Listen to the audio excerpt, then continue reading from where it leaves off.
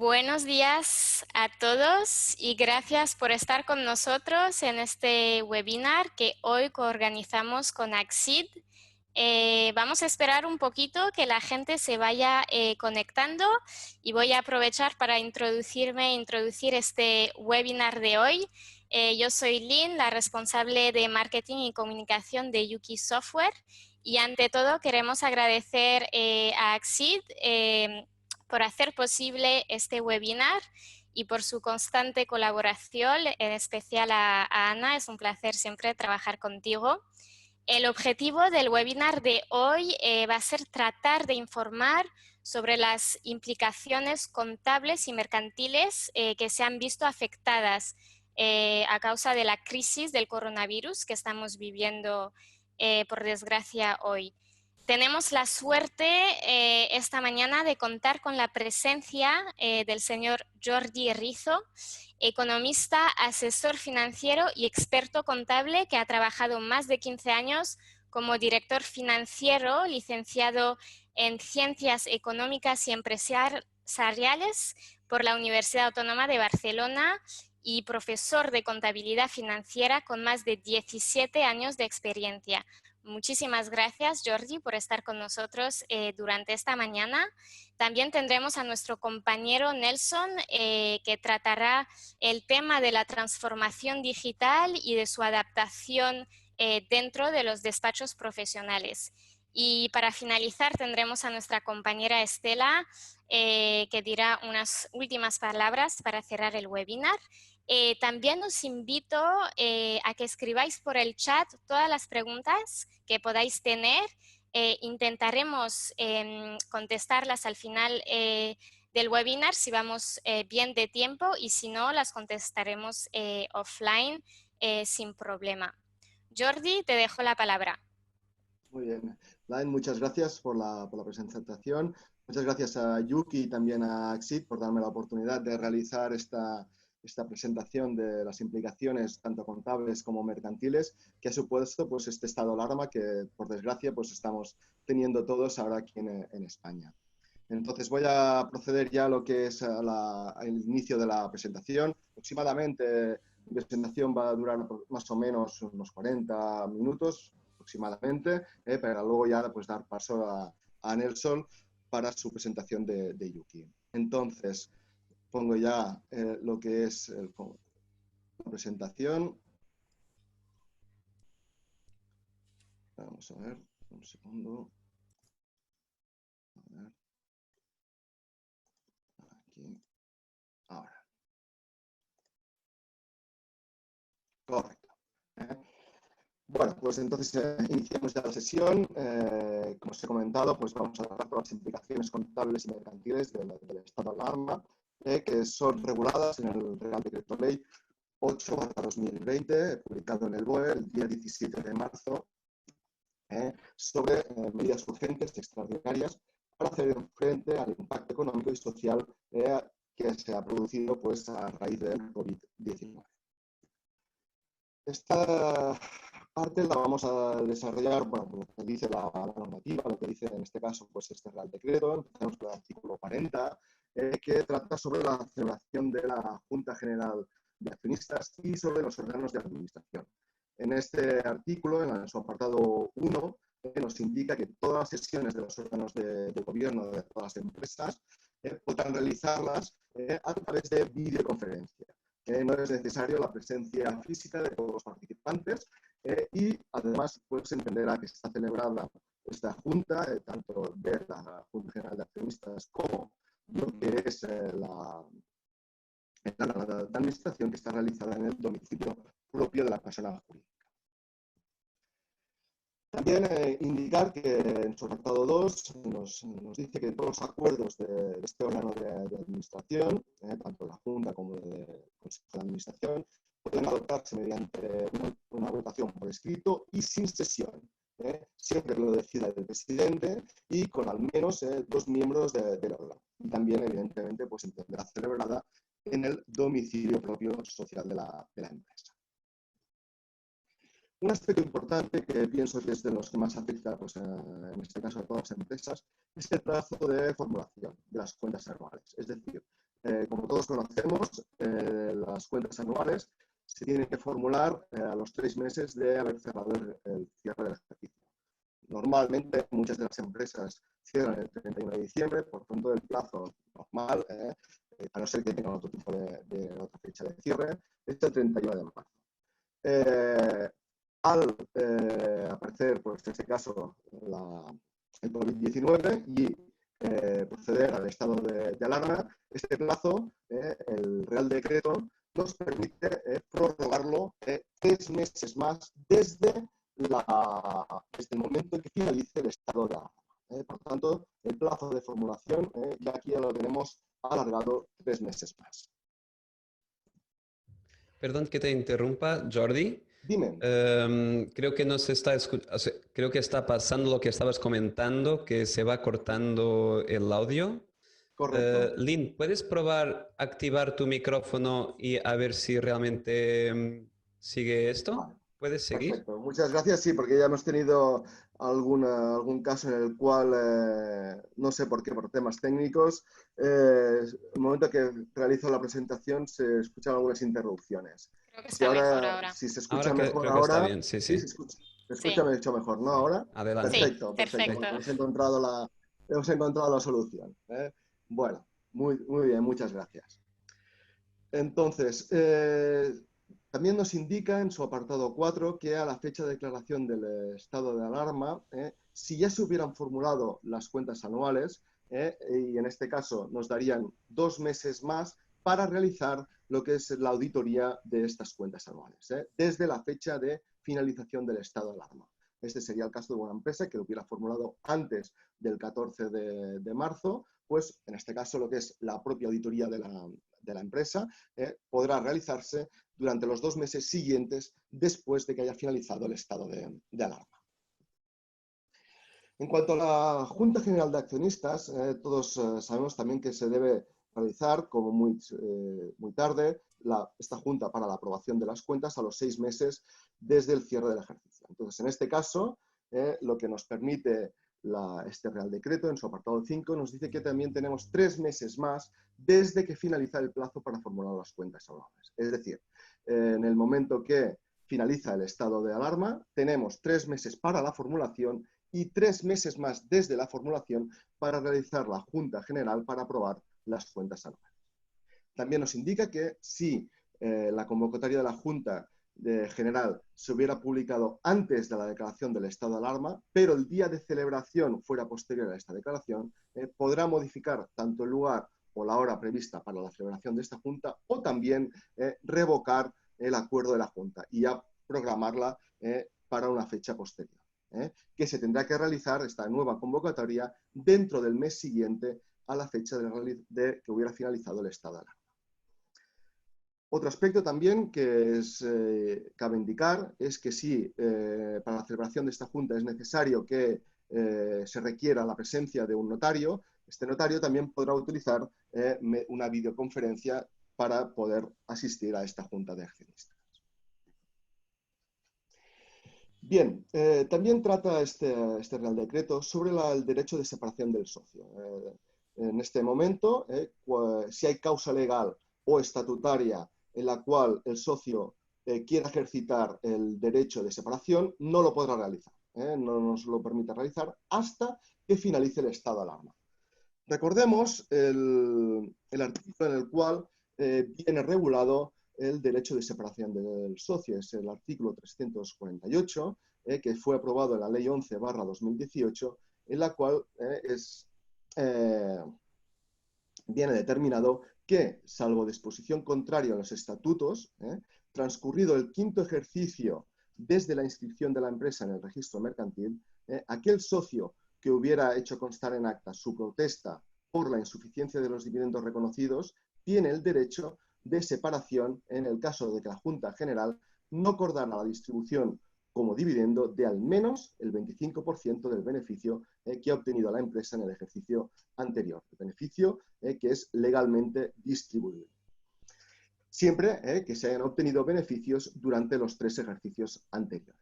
Es decir, este redactado de este artículo ya fue modificado en esta ley. Ya teníamos un artículo anterior que había sido, en este caso, recurrido, y finalmente pues, el legislador, a través de esta ley 11/2018, ha efectuado un nuevo artículo que es evidentemente mucho más claro, en el cual aquí lo que pretende el legislador es que si un socio, en este caso pues minoritario, y que ha hecho su aportación a una sociedad, el caso de que hubiera una junta general y como no tiene la mayoría para poder aprobar la distribución de un dividendo, el otro socio, imaginamos que son dos socios, uno que tiene el 30 y otro tiene el 70, el socio mayoritario siempre lo que acuerda es que todos los beneficios recaigan ya, remangan, estén en la sociedad a través de pues, reservas voluntarias.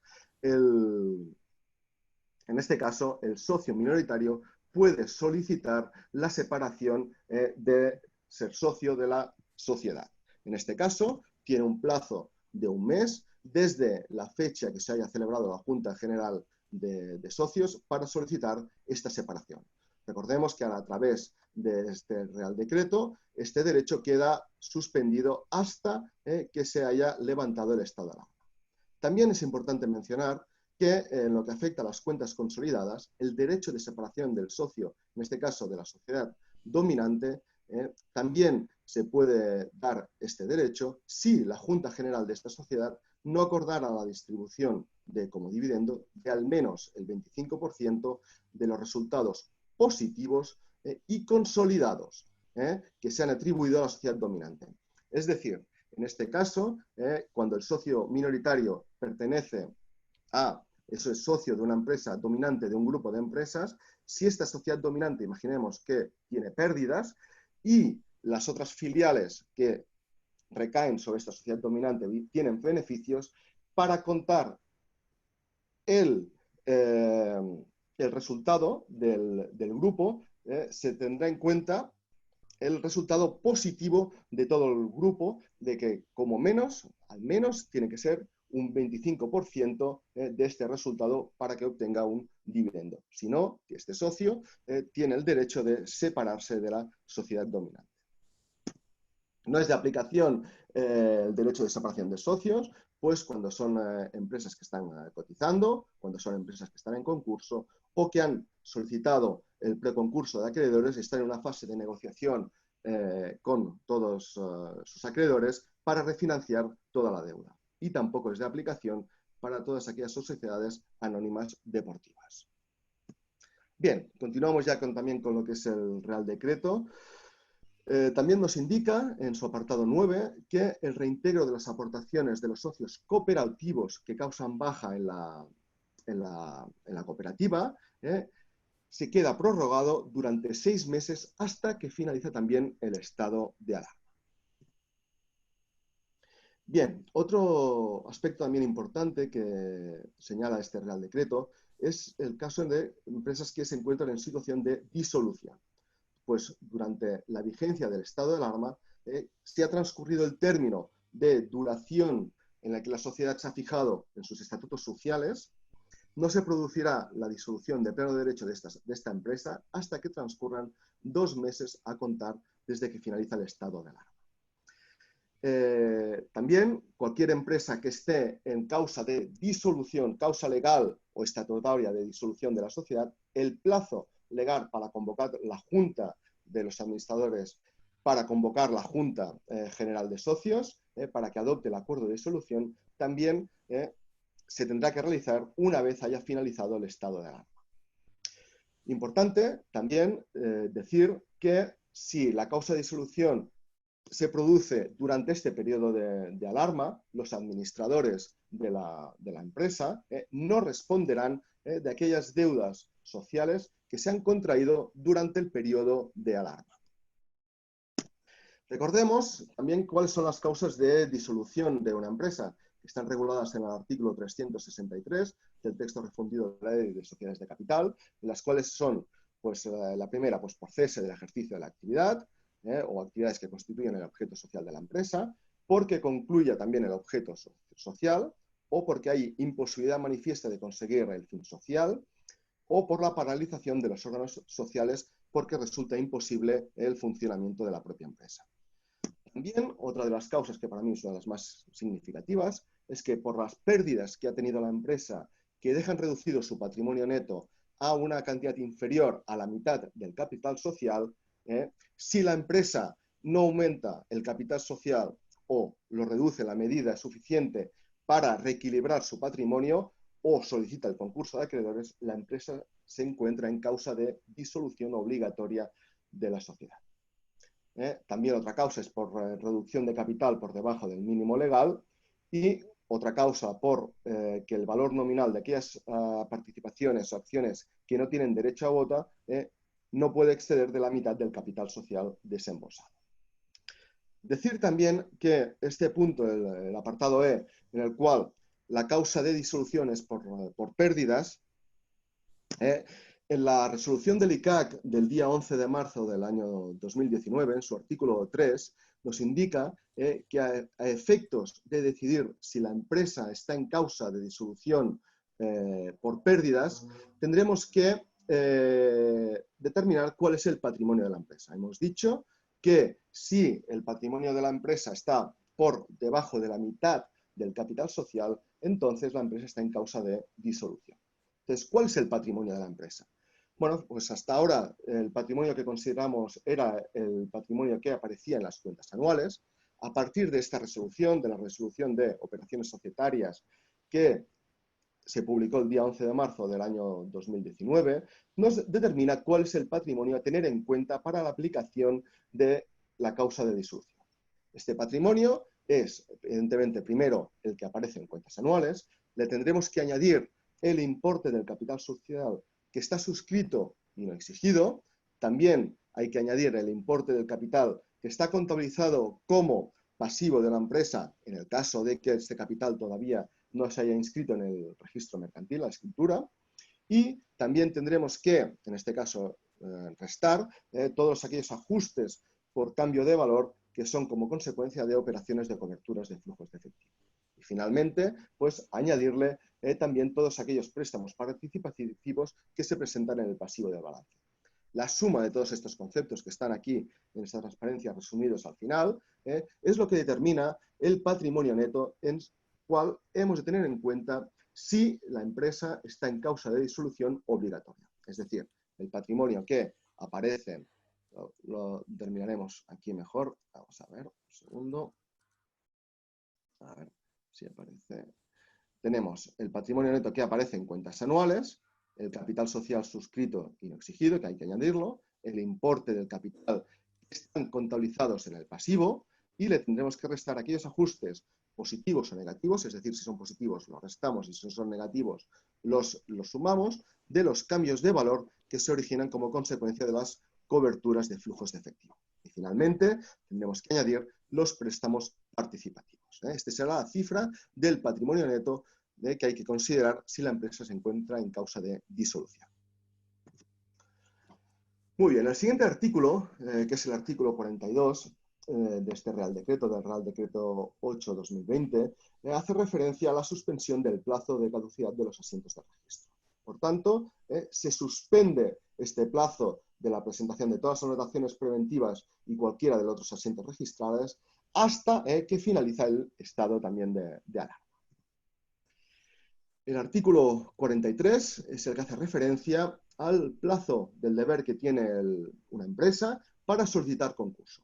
Pues mientras esté vigente el estado de alarma, aquel deudor que se encuentra en un estado de insolvencia no tendrá el deber de solicitar la declaración del concurso, hasta que hayan transcurrido 2 meses desde la finalización del estado de alarma, en el cual los jueces, ahora de momento no admiten a trámite ninguna solicitud de concurso necesario, y en el caso de que se hubiera presentado alguna solicitud de concurso voluntario, ya se admitirá luego a trámite. Tampoco tiene el deber de solicitar la declaración de concurso, mientras está el estado de alarma, aquel deudor que hubiera comunicado al juzgado que inicia un proceso de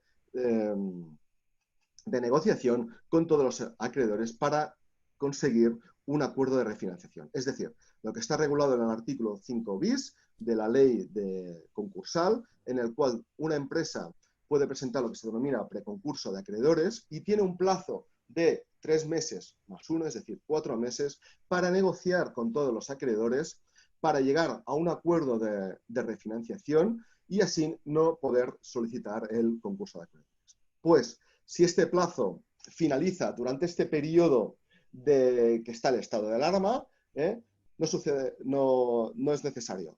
Aunque hubiera vencido este plazo, no es necesario solicitar el concurso. Ya, evidentemente, cuando se levante el estado de alarma, sí que, si no se ha llegado a ningún acuerdo, sí que se tendrá que solicitar en ese caso ya el concurso de acreedores. En cuanto a la legalización de los libros contables, no está regulado en este Real Decreto, pero sí que, evidentemente, todo lo que es la legalización de libros se tienen que legalizar en el registro un mes posterior de la formalización de las cuentas anuales. Por tanto, si nos han prorrogado lo que es la formulación de las cuentas 3 meses desde la finalización del estado de alarma, pues también tenemos un mes más, en este caso 4 meses desde que finaliza el estado de alarma, para el depósito de lo que es la legalización de los libros contables en el registro mercantil.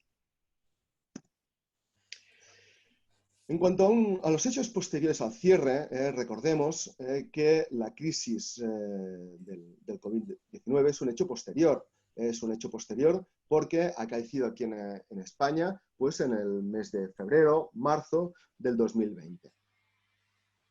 Entonces, el Plan General de Contabilidad nos define que los hechos posteriores son aquellos que se acontecen entre el cierre contable y la fecha de formulación de las cuentas anuales, que también se puede extender hasta la fecha de aprobación de las cuentas.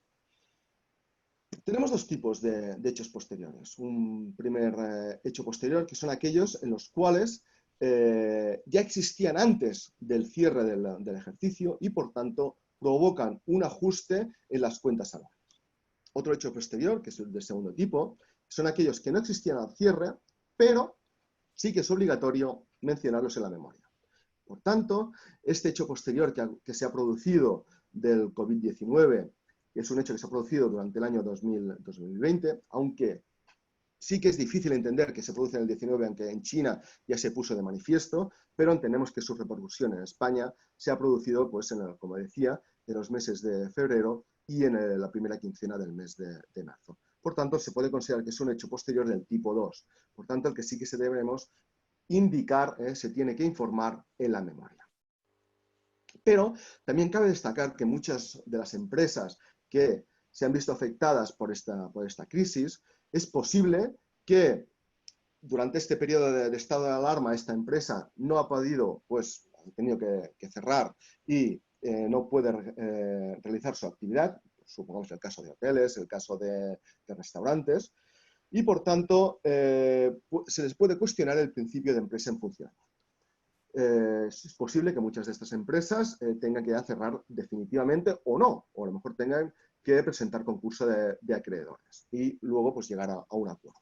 Pues este es un hecho lo suficientemente significativo como para tener que reformular las cuentas anuales y evidenciar que si hay dudas sobre esta continuidad de esta empresa, estas cuentas anuales se tienen que realizar bajo este principio que ya no se cumple, que es el del principio de empresa en funcionamiento.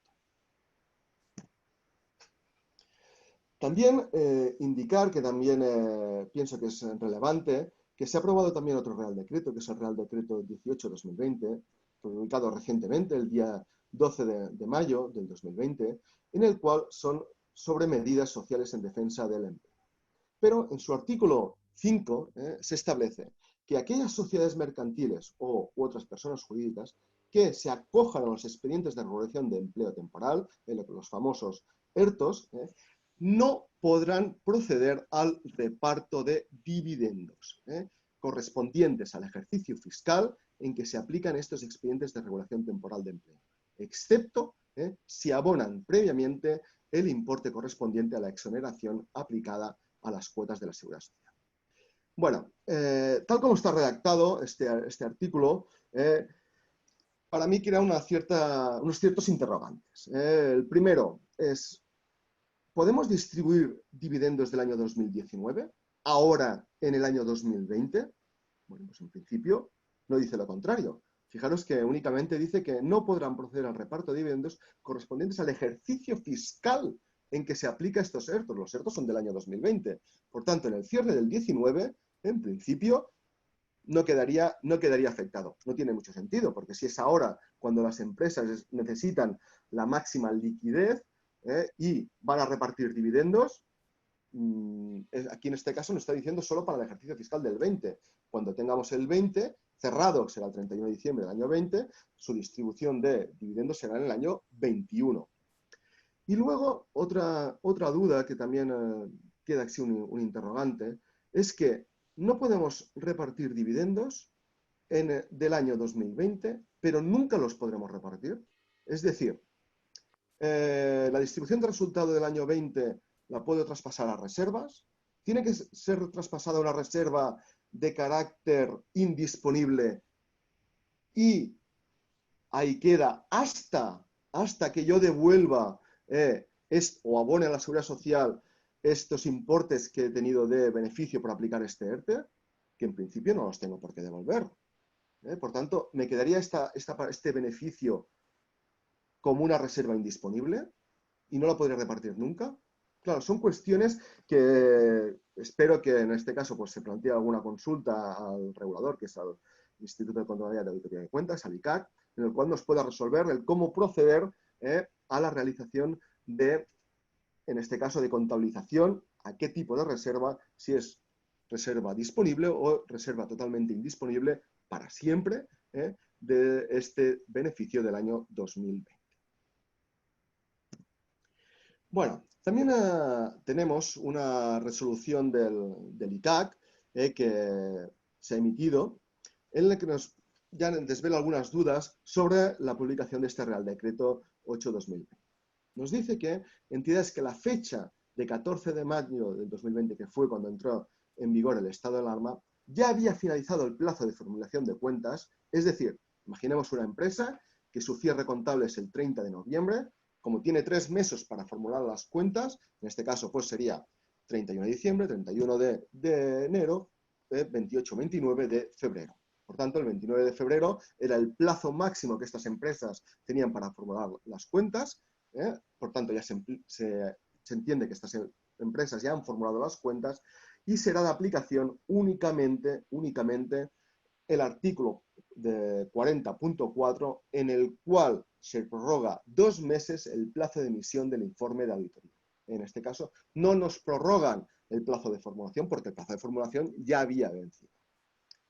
Únicamente, y como consecuencia de el plazo que se prorroga de 2 meses del plazo de emisión del informe de auditoría, como para la convocatoria de la Junta y en la Junta tiene que tener el informe de auditoría, en este caso también tenemos un mes más para convocar la Junta y aprobar lo que es las cuentas anuales.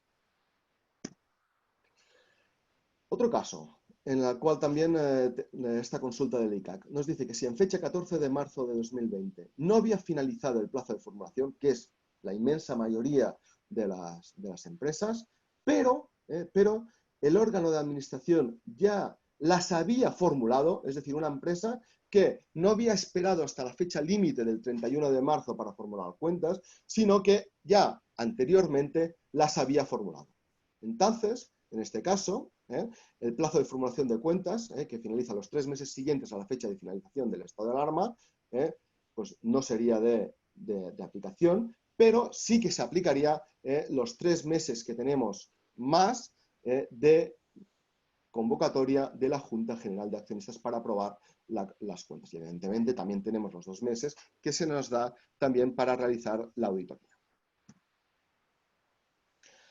Otras empresas, otro caso, dice, a pesar de que se pudiera acoger a la extensión del plazo de formulación de cuentas, hay empresas que durante este estado de alarma formulan las cuentas. Pues únicamente se acogerían a la prórroga del plazo del informe de auditoría y también el plazo de extensión de la aprobación de las cuentas.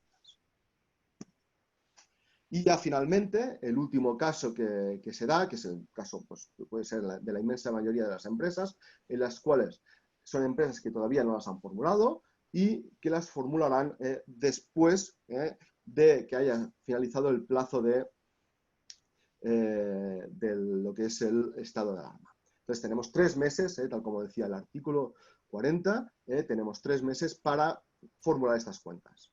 Un ejemplo, imaginemos que finaliza el periodo de alarma el 30 de junio, sabemos que el presidente lo ha vuelto a prorrogar, ha solicitado la prórroga, imaginemos que finaliza el 30 de junio, entonces tenemos 3 meses para la formulación, 30 de septiembre, y 3 meses más para la aprobación y convocatoria de la Junta General de Accionistas, que en este caso se alargaría hasta el 31 de diciembre del año 20. Y por tanto, luego un mes más para la inscripción de las cuentas en el registro mercantil, el depósito de las cuentas. Por tanto, ya nos estamos yendo hasta el 31 de enero del año 2021 para el depósito de cuentas. También la Comisión Nacional del Mercado de Valores ha efectuado un comunicado sobre la propuesta de distribución de resultados. Entonces aquí nos dice, si el órgano de administración lo considera necesario, deberá reformular las cuentas anuales y modificar la propuesta de aplicación de resultado que se ha incluido en la memoria para que las cuentas anuales recojan la última propuesta de aplicación de resultado que se va a someter a Junta. Es decir, imaginemos que ya se han formulado las cuentas y ante la situación que nos encontramos, los administradores de la sociedad proponen cambiar lo que es la propuesta de distribución de resultados, pero las cuentas están formuladas. ¿Qué tienen que hacer? Bueno, volverlas a reformular. Y en este caso, si la Junta ya estuviera convocada, la reformulación de estas cuentas obligaría a desconvocar la Junta, en este caso por razones de fuerza mayor, y esto sería aplicable para todas las empresas, tanto las cotizadas como las no cotizadas. Pero resulta que hay muchas empresas que no quieren volver a reformular las cuentas, porque a lo mejor tienen unos excesivos costes para volver a reformular las cuentas, se tiene que realizar una nueva auditoría, y entonces dicen, ¿qué nos permiten aquí? Pues no es necesario volver a reformularlas. Únicamente nos permiten adaptar a una nueva propuesta de distribución de resultado que está derivada por la crisis que tenemos, y esta nueva propuesta sustituye a la anterior cuando la Junta General no estuviera convocada y se presentará una nueva propuesta alternativa. Entonces, esta nueva propuesta alternativa que realiza el órgano de administración tiene que estar acompañada por un escrito del propio auditor de cuentas, pero no modifica la opinión de la auditoría. En el caso de que la Junta ya estuviera convocada, entonces puede optar el Consejo de Administración a diferir la decisión sobre la propuesta de aplicación de resultado a una Junta posterior. En este caso, se retrasaría esta decisión de propuesta de aplicación del resultado, que en la nueva Junta que se convoque ya se incluye esta nueva propuesta de distribución del resultado, que se incorporaba a la primera Junta, pero en este caso también los administradores tienen que obtener del auditor un escrito en el cual justifica lo que es esta nueva propuesta de distribución de resultado.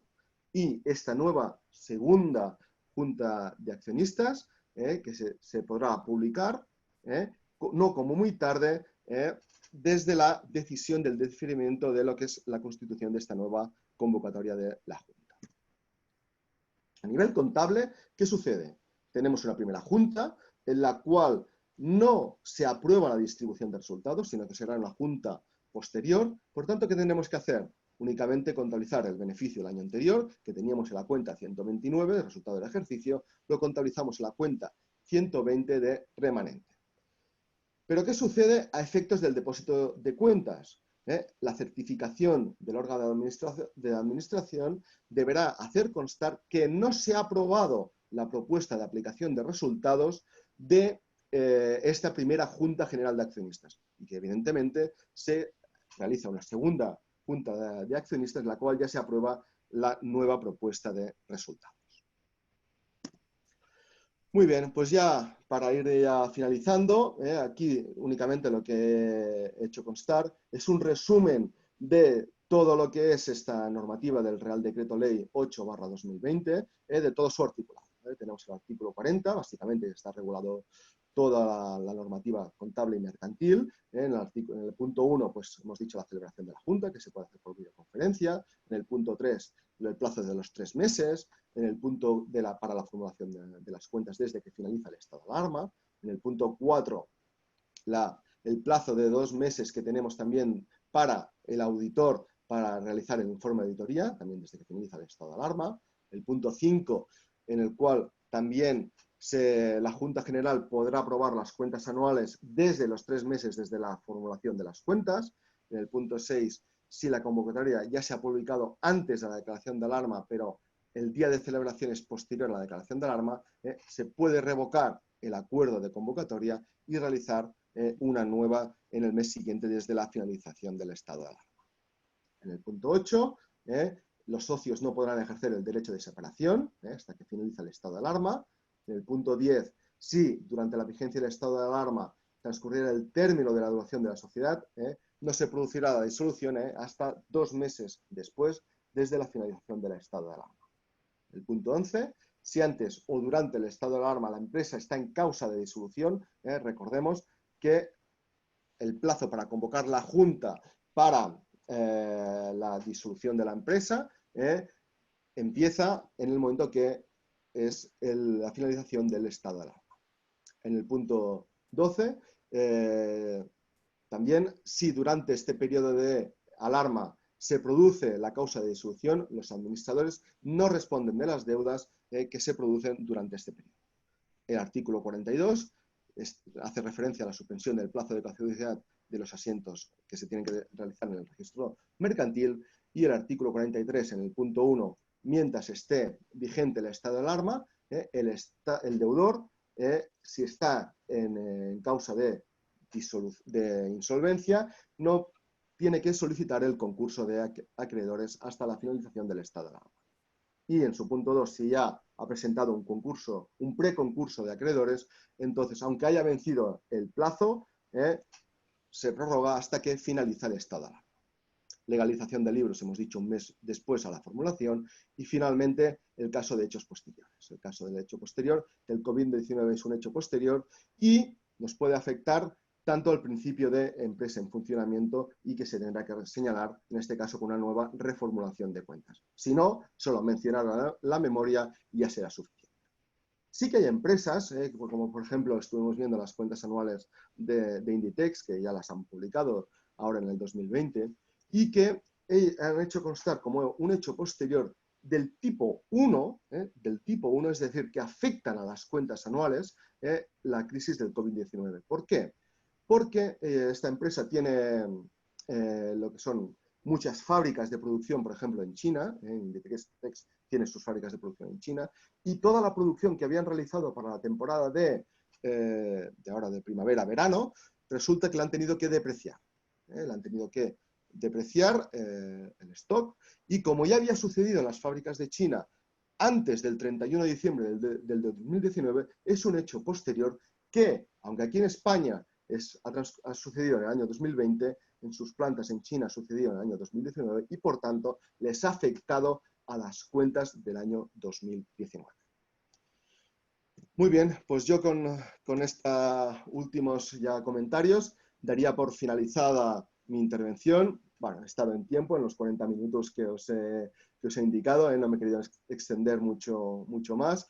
Y entonces, muchas gracias por vuestra atención, y ya pues paso la palabra a Nelson de Yuki para que os comente todas las novedades que tienen de Yuki. Muy bien, pues muchas gracias. Muchísimas gracias, Jordi. De verdad, muy importante para todos los asistentes que estáis escuchando a Jordi. Toda esta información es súper valorable para dar información pues, a los directores de vuestras empresas, a toda la junta de administración, o incluso si tenéis asesorías, pues a vuestros clientes, ¿no?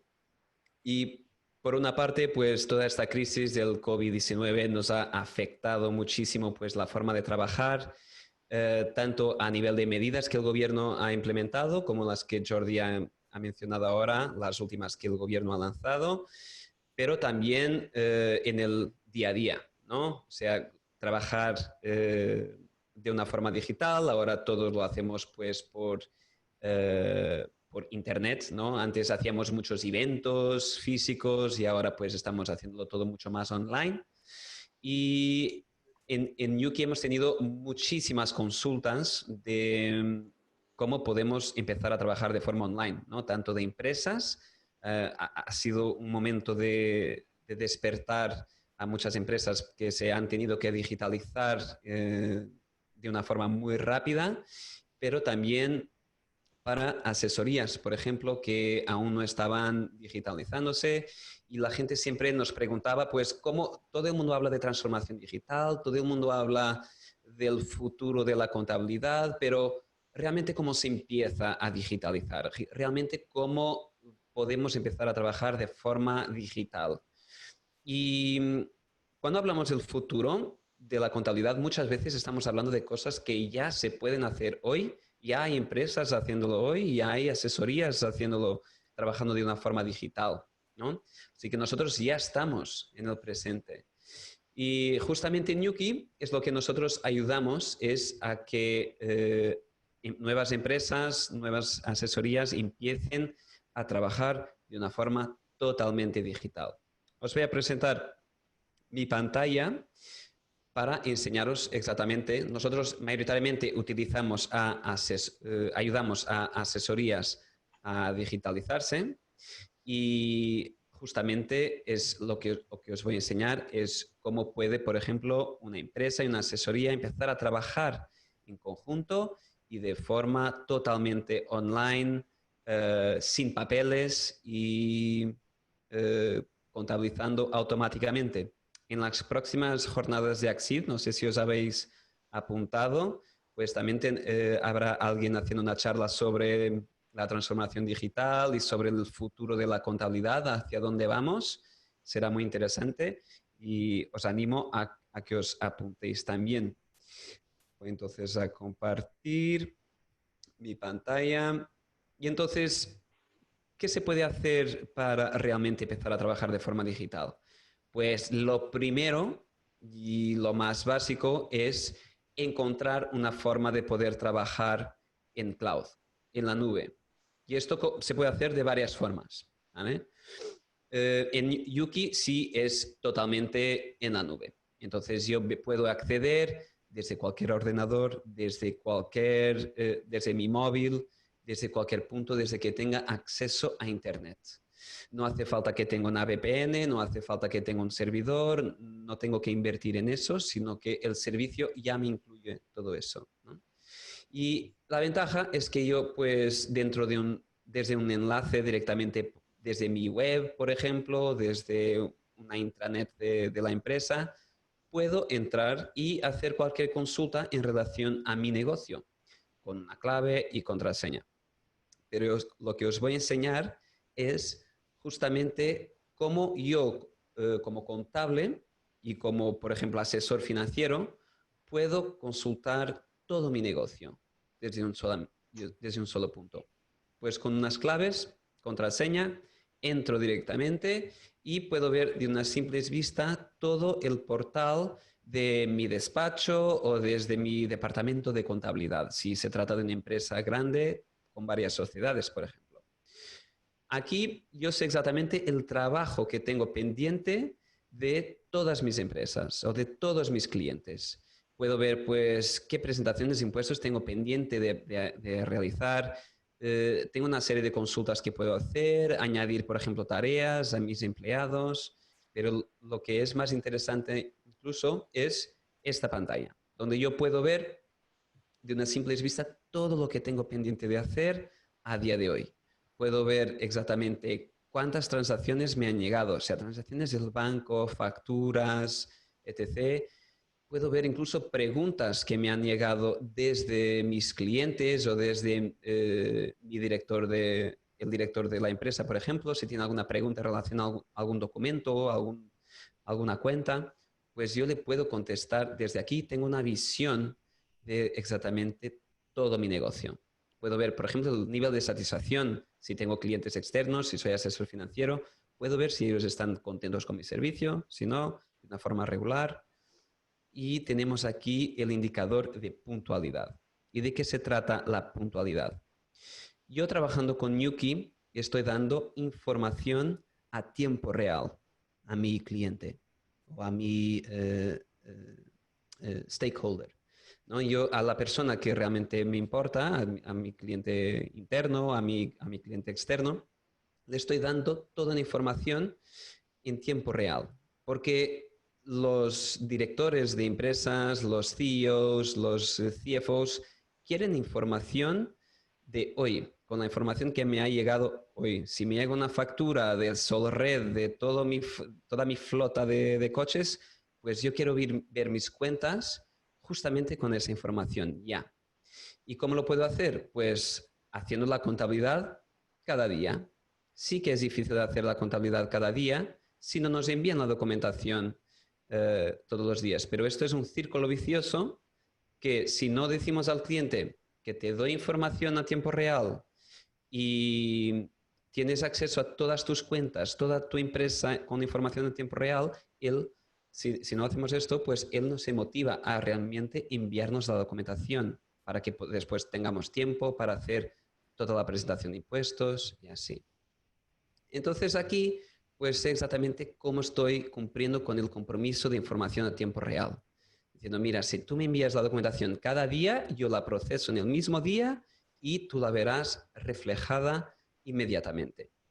Y esto está al 96%, está muy bien. ¿Y por qué es posible? O sea, el 96% de las facturas que me llegan a mi despacho, pues son procesadas en ese mismo día.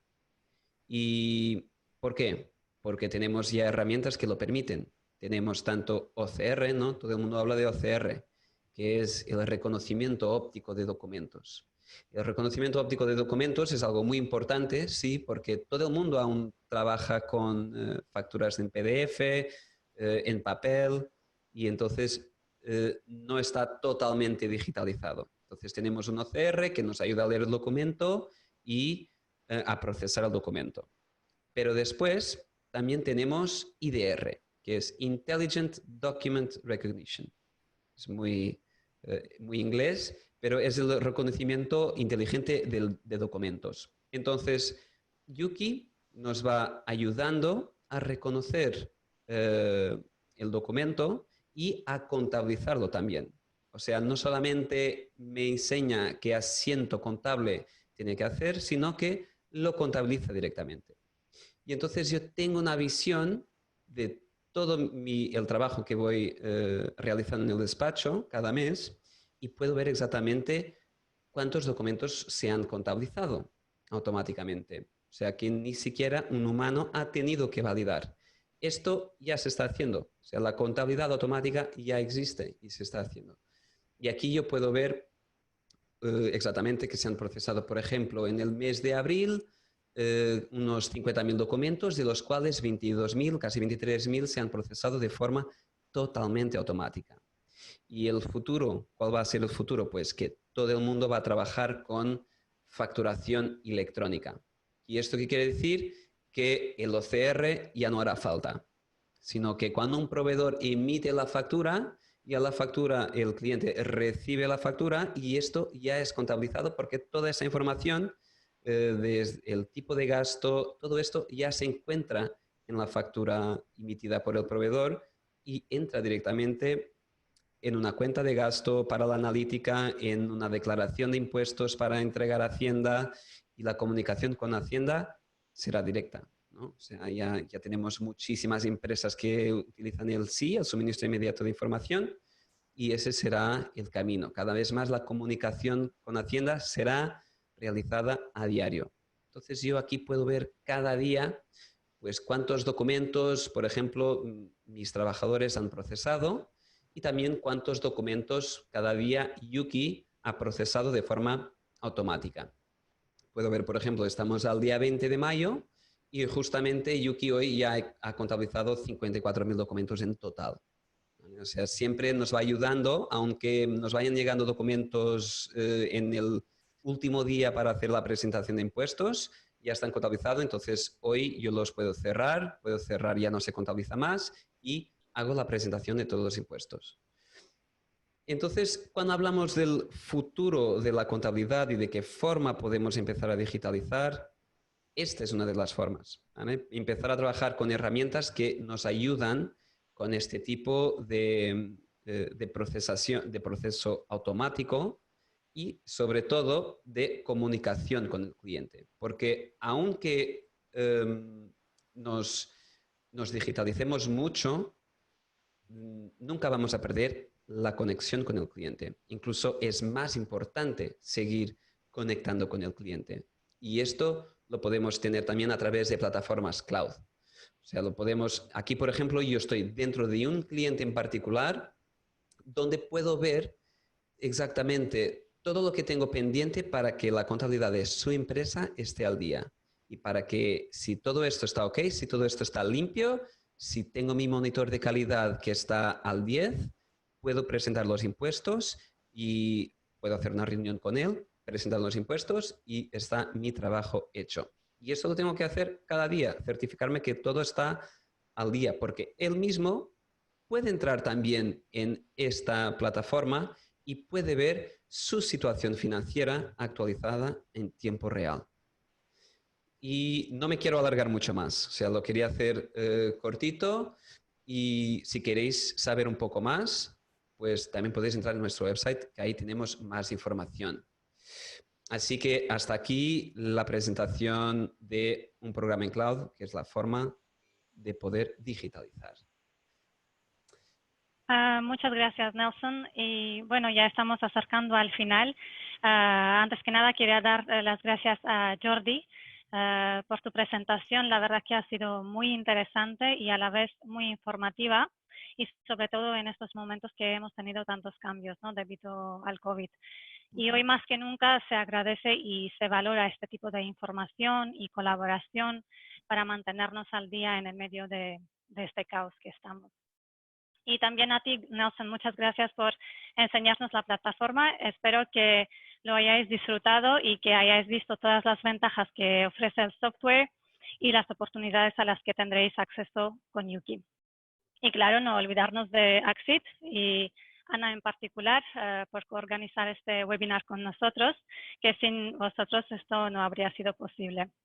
Y nada, os animo a seguirnos en nuestras redes sociales y cualquier duda que tengáis, estamos más que encantados de hacer. Estela, que tenemos una pregunta. No sé si tenemos tiempo para contestarla, Jordi. Sí. Vale, bueno, perfecto. ¿Las puedes ver? Tenemos tiempo. Vamos a ver. Tenemos dos preguntas sí, que nos pregunta Marina y Tony, que están muy relacionadas entre las dos. Vamos a ver. La primera dice: buenos días. Me interesaría saber qué piensa Jordi sobre cómo quedará el plazo de presentación del impuesto de sociedades. Y la segunda, que nos la realiza Tony, dice: si una empresa no ha aprobado las cuentas anuales el 25 de julio, ¿qué pasa con el impuesto de sociedades? Es decir, yo creo que hay una gran inquietud por parte de todos los asesores y de muchas empresas con el impuesto de sociedades. Es decir, el impuesto de sociedades, hasta fecha de hoy, de momento, continúa vigente con su fecha de presentación, que es el 25 de julio, pero todos sabemos que el impuesto de sociedades es un impuesto en el cual siempre hay una casilla que nos indica que es la fecha de aprobación de las cuentas anuales, que normalmente suele ser pues, el 30 de junio, normalmente. Y por eso se presenta el impuesto el 25 de julio. ¿Qué sucede en este caso? En este caso tenemos un estado de alarma que previsiblemente, yo calculo que a mediados o finales de junio, pues el estado de alarma ya desaparecerá y en ese momento pues ya empezará a contar el plazo de la formulación de cuentas. Claro, hemos dicho, formulación de cuentas, tiene una empresa hasta el 30 de septiembre. Claro, y aprobación de las cuentas hasta el 31 de diciembre, siempre y cuando consideremos que la fecha que se levanta el estado de alarma, es decir, será el 30 de junio. Claro, estamos presentando un impuesto el día 25 de julio en el cual la empresa, todavía los administradores no han formulado las cuentas, o sea, que podría cambiar. podría cambiar, y que tampoco ha sido aprobado por los accionistas. Pues de momento lo tenemos así, es decir, vamos a tener que presentar el impuesto el día 25. No sé si en los próximos días a lo mejor el legislador efectuará algún cambio, pero de momento, a fecha de hoy, todavía no tenemos más noticias. Ya sé que no se ha podido resolver muchas cuestiones acerca del impuesto, pero sí que hay que presentarlo de momento. A ver, veo que también hay alguna cuestión más, a ver en el chat. Nos dicen también que se podrá enviar la presentación que se ha realizado. Bueno, yo os la enviaré a vosotros, a Yuki y a Exit, si os parece bien, y en todo caso pues ya se puede enviar pues a todos los asistentes. No hay ningún tipo de problema. Muy bien. Perfecto.